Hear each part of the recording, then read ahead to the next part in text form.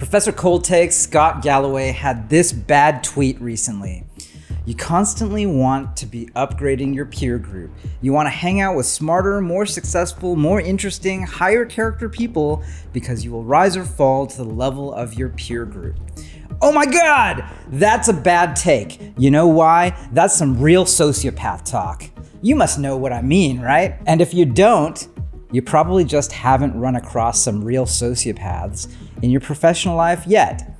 I didn't when I was really young, and oh, trust me, you will. Here's the thing, sociopathy may work, but it is only a local maximum. If you really want to change the world, you've got to be a geek. Geeks beat sociopaths, and I'm going to tell you how. Let's get into it. A community of sociopaths will never outperform a community of creators.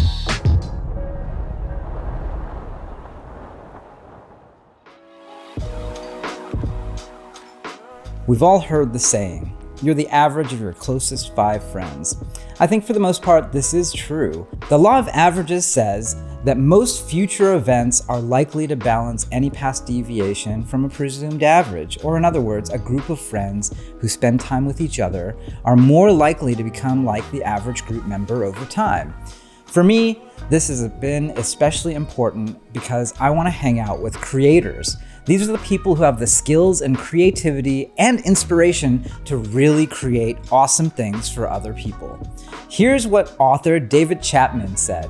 He's the creator of one of my favorite websites, meaningness.com. A scene is a small group of creators who want to invent an exciting new thing.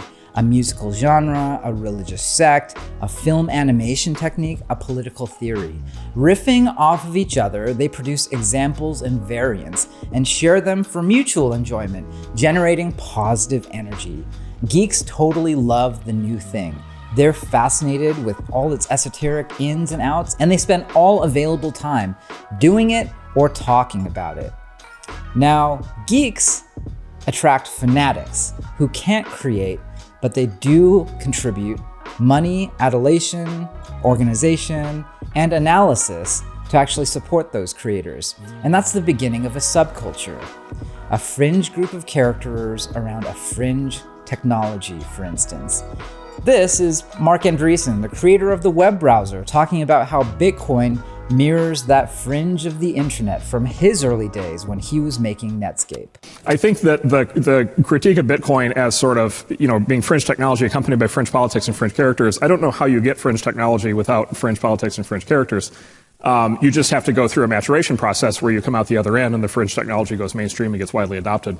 Along the way, the fringe characters and the fringe politics tend to get alienated and then tend to move on to the next fringe technology, and the cycle repeats. Now, after the fringe creators and fanatics get established, that's when things go mainstream. And with mainstream adoption come the mainstream fans. At this stage, you have a lot of people who want to be in with you, but you gotta be careful. Don't let the fandom go to your head. Here is where some leaders go awry. Now that you're cool and in, people want to meet you, and you stop trying to do the things that got you here.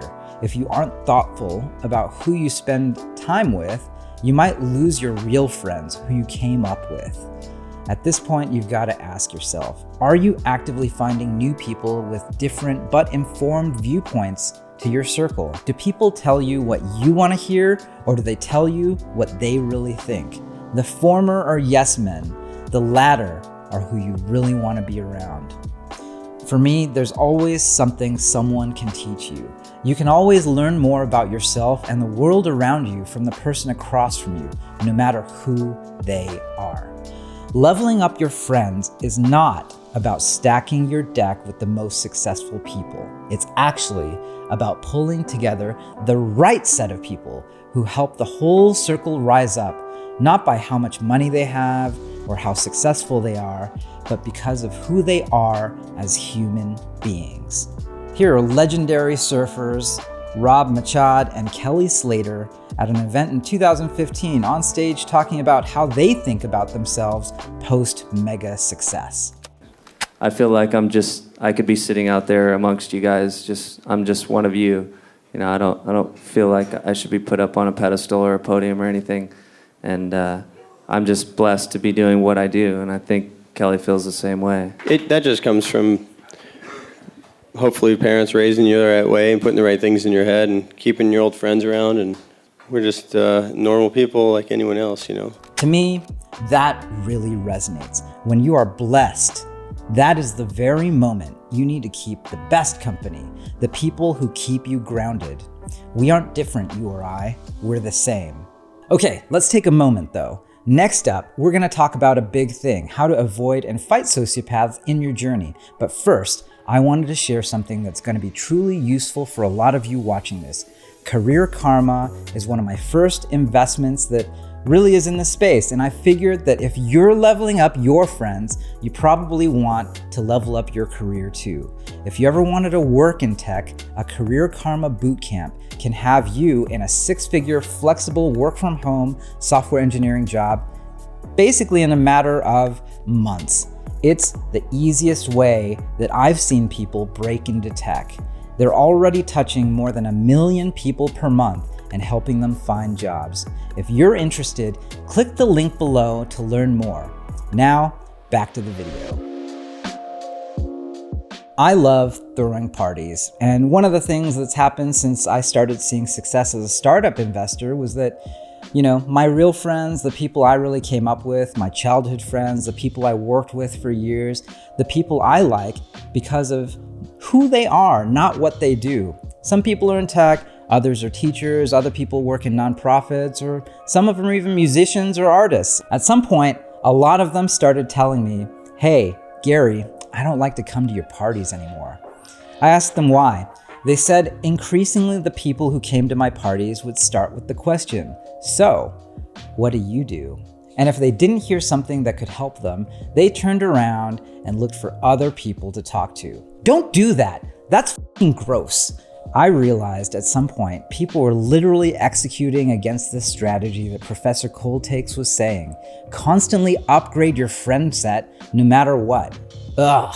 I don't know why people are doing this, because once you have mainstream acceptance, what I realized is that's when the people who build a movement now have to deal with a brand new kind of person who exists only to accumulate money, power, and fame. The sociopaths. They're slick, they look the part, and they seem a lot like the creators who helped build that movement, but they're not the same. I'm sorry to say, but this strategy of upgrading your friends no matter what, it does work, but not with me. I know a lot of people get ahead this way, but let me tell you, it's a micro optimization. First, people see through it. Once people know you as a gross scenester, you will never break that label. You don't want that on you. Second, you will repel the true creators. And that's where the principle that you are the average of your closest friends really hurts you. A community of sociopaths will never outperform a community of creators. Like attracts like. So don't take Galloway's advice. Otherwise, you'll find yourself in the middle of a hornet's nest. It's about being in a community with the smartest, most benevolent people you can be with. That's what made our early experience with Y Combinator communities work, and it's the kind of vibe that you just know when you see it. We're actively trying to build this in and around Initialized Capital. Level up your friends, but in the right way. Find the creators.